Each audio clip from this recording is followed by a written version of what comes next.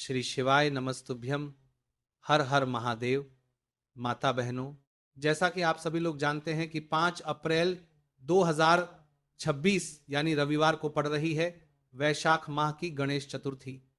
और दोस्तों, ये वो तिथि है जो वैशाख माह में पड़ने वाली सबसे बड़ी तिथि है, क्योंकि ये रविवार के दिन पड़ने वाली है।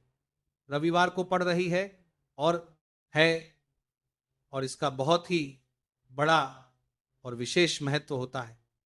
अगर कभी भी मौका लग जाए और वैशाख माह की गणेश चतुर्थी पड़ जाए तो आप लोगों को एक हरा नींबू वाला उपाय तो अवश्य ही करना चाहिए। इन दोनों का संयोग बहुत ही कम आता है।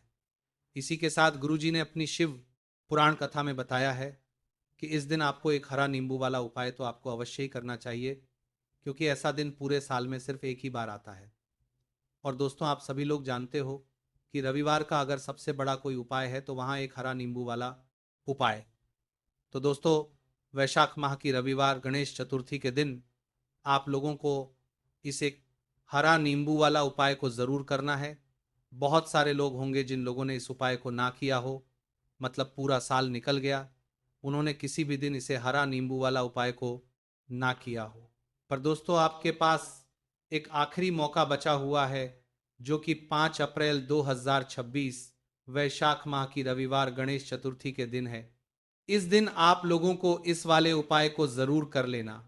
भले ही आपने पूरे महीने भर इस उपाय को ना किया हो, पर अगर आपने इस वैशाख माह के रविवार गणेश चतुर्थी के दिन अगर इस वाले उपाय को कर लिया तो आपको इस उपाय को करने का वो फल मिलेगा जिसकी आपने कभी कल्पना भी नहीं करी हो।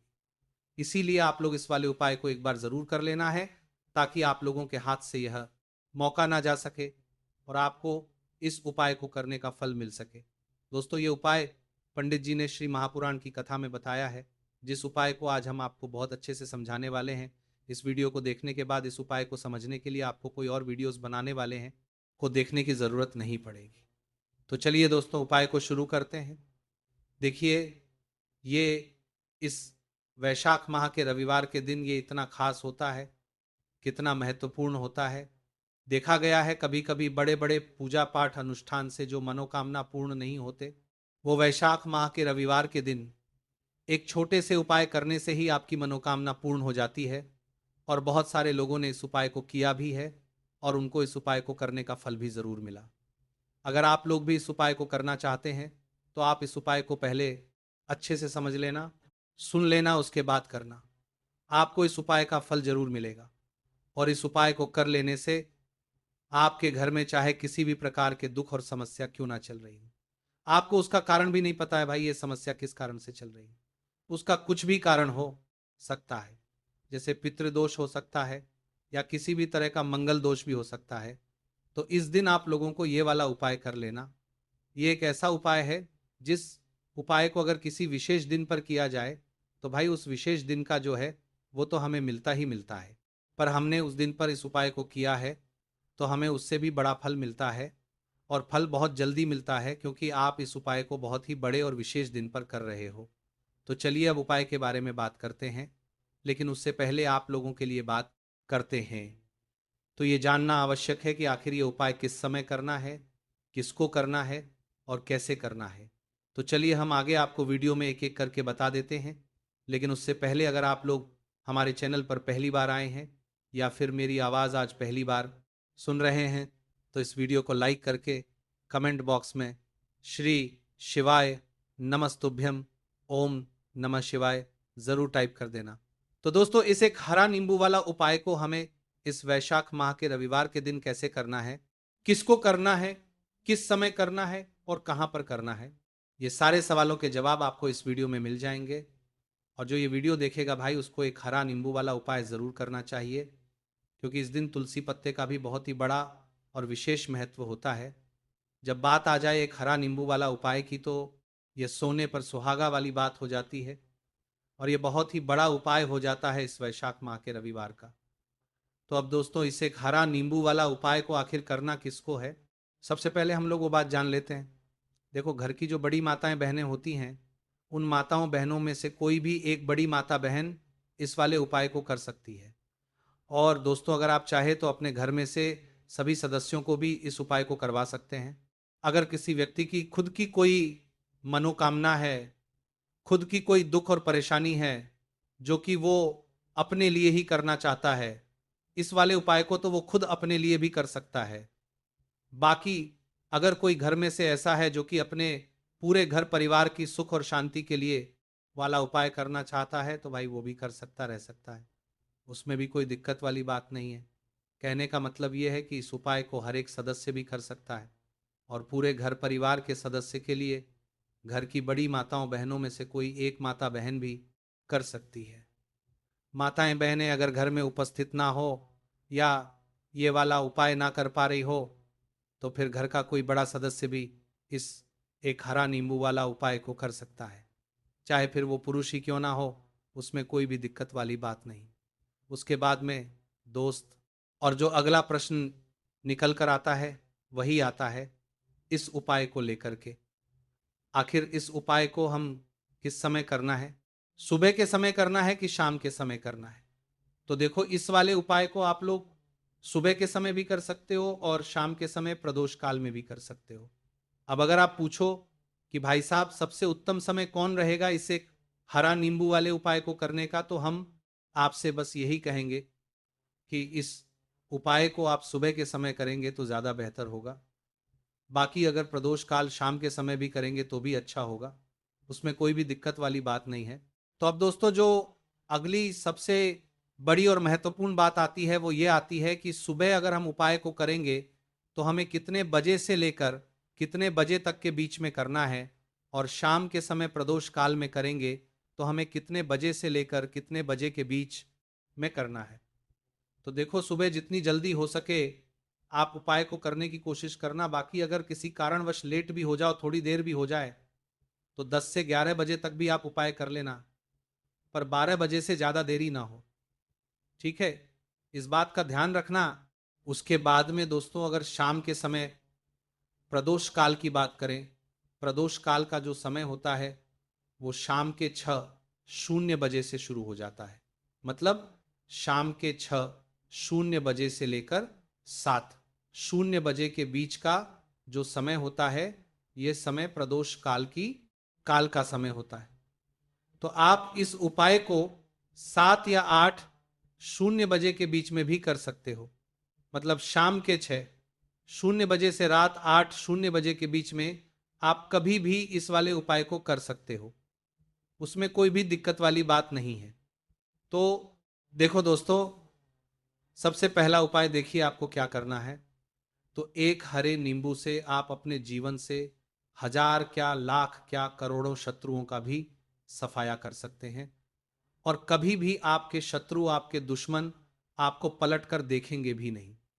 अगर आपने एक हरे नींबू से छोटा सा उपाय कर लिया, तो जो लोग अपने जीवन में शत्रुओं से दुश्मनों से बहुत परेशान हो चुके हैं, या जिन लोगों के ऊपर शत्रु बहुत कुछ किया कराए करवा रहे हैं, तो ऐसा समझ लीजिए जो भी बंधनवार क्रियाएं आपके ऊपर की गई हैं, ऐसे आपके जो भी बंधनवार शत्रु ने करवा रखी होंगी, आपके दुश्मन ने करवा रखी होंगी, किसी भी तरह से अगर आपके दुश्मन आपको नुकसान करना चाहते हैं, आपको हानि पहुंचाना चाहते हैं, या किसी भी तरह से आपको परेशान कर रहे हैं, कोई भी दुख कोई कष्ट आपको दे रहे हैं, किसी भी आपकी संपत्ति पर, आपके व्यापार पर, आपकी दुकान पर उनकी बुरी नज़र कुछ हड़पने की कोशिश कर रहे हैं, तो समझ लीजिए कि एक हरा नींबू लेकर बहुत छोटा सा उपाय आप करेंगे, और जो शत्रु आपको अपनी ताकत दिखा रहे हैं, आज आपको परेशान कर रहे हैं, उन शत्रुओं की सारी अकड़ निकल जाएगी।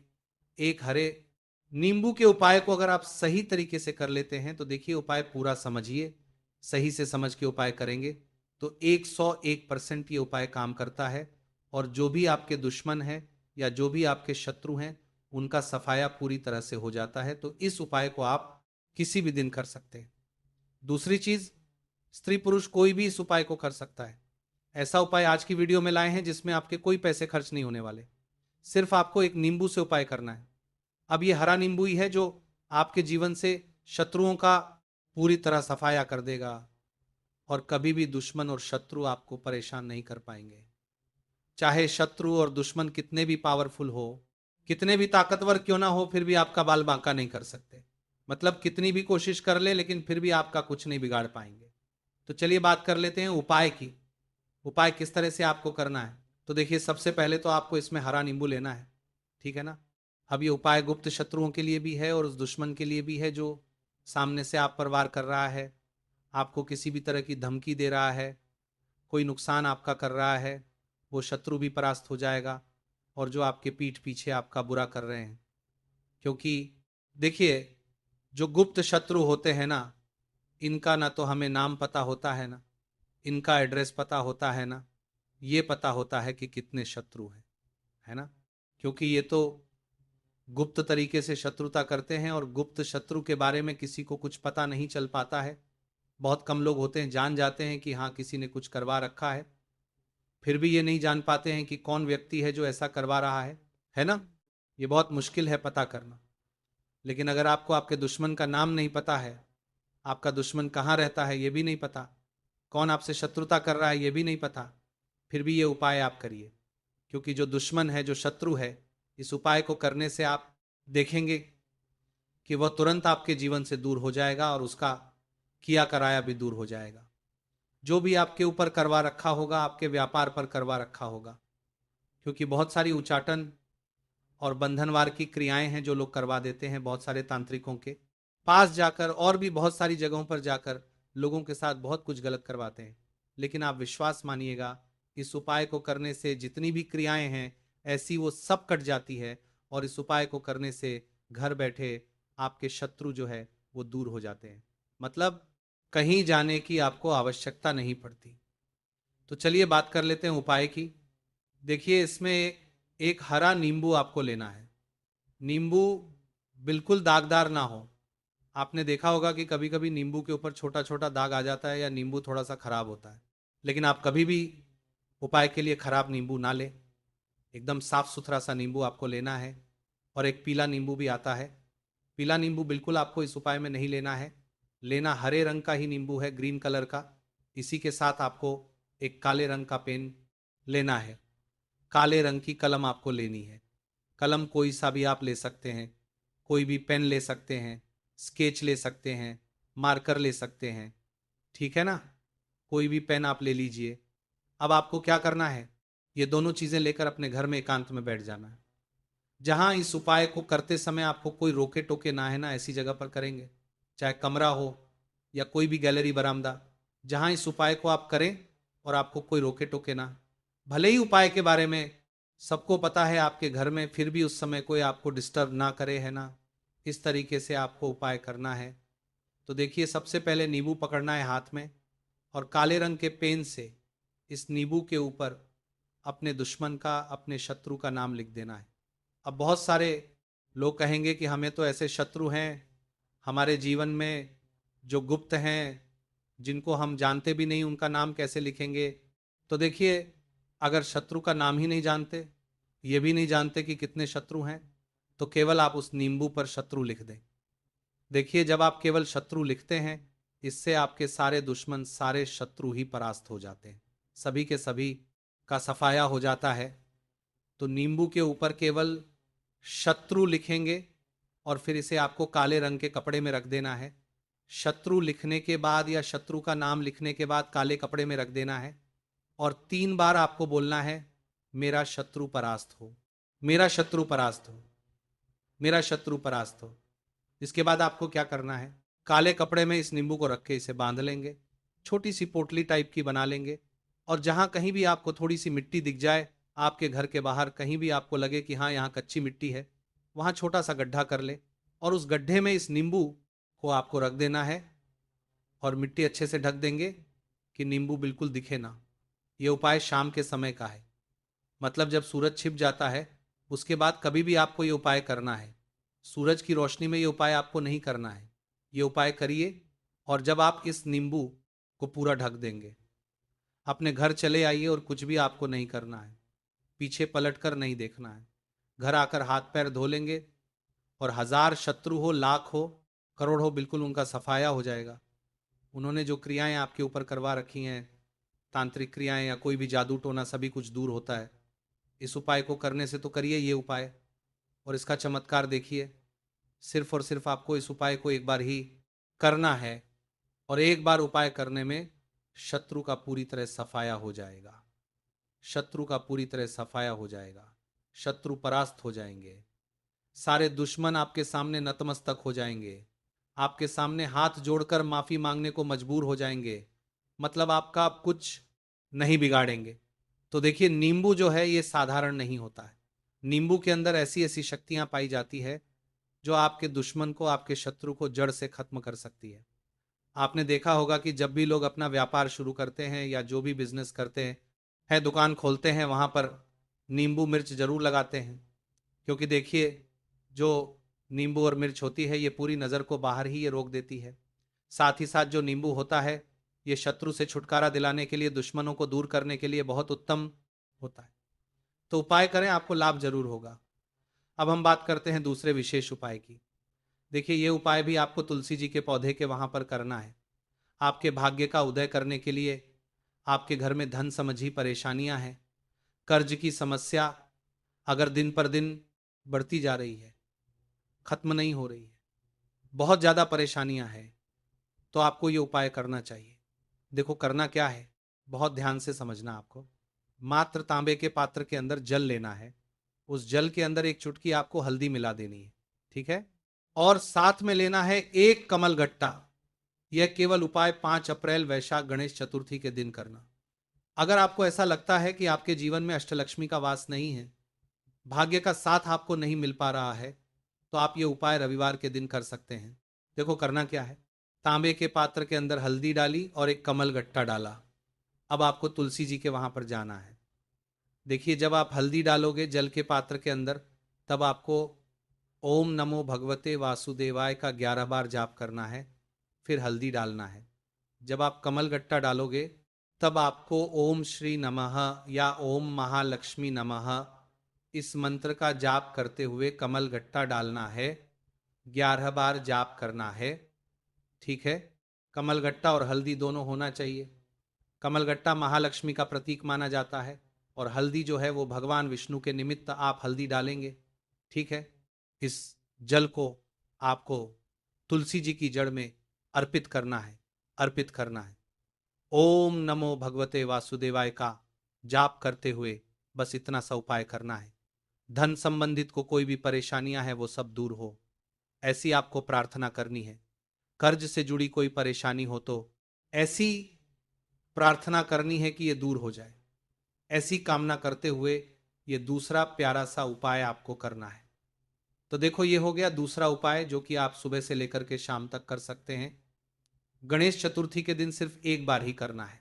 अब जो कमल गट्टा है, कमल गट्टे को आपको वहीं पर तुलसी जी के वहां पर रखे रहने देना है, आपको उठाना नहीं है। चाहे तो आप तुलसी जी के वहीं पर मिट्टी में दबा दें, ठीक है, तो भी चलेगा। तो इस प्रकार से आपको यह सुंदर सा उपाय करना है। अब हम बात करते हैं तीसरे उपाय की। ध्यान रखना, ये जो दूसरा उपाय आपको आपके घर में ही करना है, बाहर कहीं पर भी मत करके आना, ठीक है। घर में अगर तुलसी जी हो तो ही आप ये उपाय कर सकते हैं। अब हम बात करते हैं तीसरे विशेष उपाय। देखो, भाग्य का साथ आपको मिले और गुरु बृहस्पति को मजबूत करना बहुत जरूरी होता है। इसीलिए पूज्य गुरुदेव ने बहुत ही सुंदर सा उपाय बताया था, जो कि पीले चावल का, थोड़े से अक्षत लेना, चावल लेना। अगर आपको ऐसा लगता है ना कि आपको किसी भी चीज में सफलता नहीं मिल पा रही है, किस्मत का साथ आपको नहीं मिल पा रहा है, तो पीले चावल लेना। पीले चावल कैसे करोगे, प्यारे चावल लेना साबुत, उसके अंदर जो पीला चंदन है वो आपको मिला देना और चावल को पीला रंग कर देना, ठीक है। साथ में ले एक बेलपत्र और साथ में लेना तांबे के पात्र के अंदर जल, ठीक है। ये तीनों सामग्री लेकर के 5 अप्रैल वैशाख गणेश चतुर्थी के दिन सुबह से लेकर के रात्रि तक, जब आपकी इच्छा हो तब आप ये उपाय कर सकते हैं। अब आपको क्या करना है, भगवान शिव के मंदिर में जाएंगे, जो एक बेल पत्र है वहां माता अशोक सुंदरी वाले स्थान पर आपको अर्पित करना है। डंडे का हिस्सा जलाधारी की तरफ हो, चाहे उस प्रकार से आपको यह बेलपत्र अर्पित करना है। जब बेलपत्र अर्पित करोगे तब आपको कुंदकेश्वर महादेव का नाम लेना है, माता अशोक सुंदरी वाले स्थान पर, ठीक है।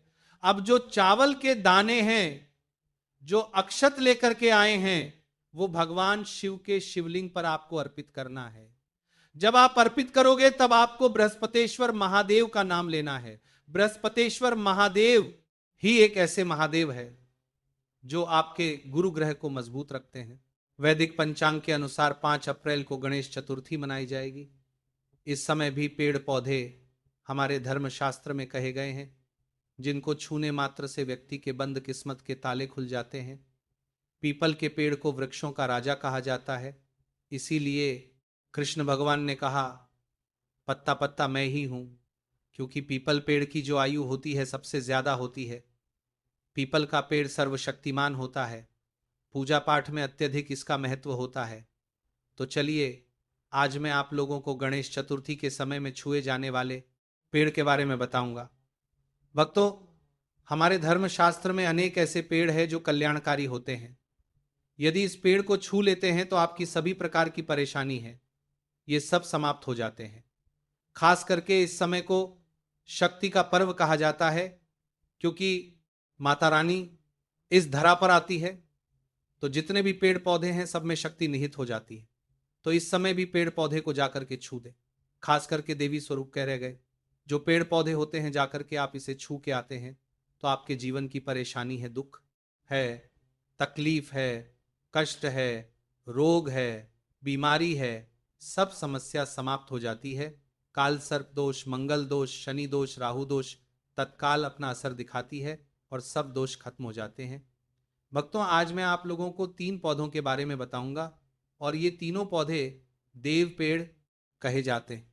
केवल इन दिनों के भीतर में ही आप अपनी समस्या को, आप अपनी गरीबी को स्वयं अपनी आंखों से समाप्त होते हुए देख सकते हैं।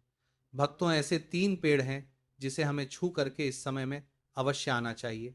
पहला जो पेड़ है बेल का पेड़। यह पेड़ माता पार्वती के पसीने से उत्पन्न हुआ है। स्कंद पुराण के अनुसार जो माता पार्वती है ये देवी स्वरूप कही गई है। स्कंद पुराण की कथा में कहा गया है जो बेल का पेड़ है माता पार्वती के पसीने से उत्पन्न हुआ है। इसकी डाली में पार्वती, जड़ में ब्रह्मा, तने में विष्णु एवं समस्त जो हिस्से हैं उसमें भगवान शंकर जी बसते। संध्या काल में शिव मंदिर के समीप जो बेल का पेड़ है, इसके नीचे में घी का दीपक जलाने से व्यक्ति धनवान, गुणवान एवं पराक्रमी बनता है। व्यक्ति के सभी प्रकार के मनोरथ की पूर्ति होती है। भक्तों, मैं दूसरे पौधे के बारे में जो बता रहा हूं वो पौधा भी जान लीजिए। ये शमी का पेड़ है। शमी के पेड़ को जगदम्बा के स्वरूप कहा गया है। इस पर स्वयं मां जगदम्बा स्वयं साक्षात विराजमान रहती है। और कोई भी व्यक्ति यदि संध्या काल में गणेश चतुर्थी के समय में इसके नीचे में धूप दीप जलाता है तो उनकी सभी प्रकार की परेशानी दूर होती है। यदि लाल चूड़ी कोई भी व्यक्ति मनोकामना बोलते हुए शमी के पेड़ में बांधे तो वो मनोकामना की पूर्ति होती है। इसकी जड़ में सिंदूर डालने से व्यक्ति को आरोग्य की प्राप्ति होती है। जो लोग लंबे समय से बीमार पड़े हैं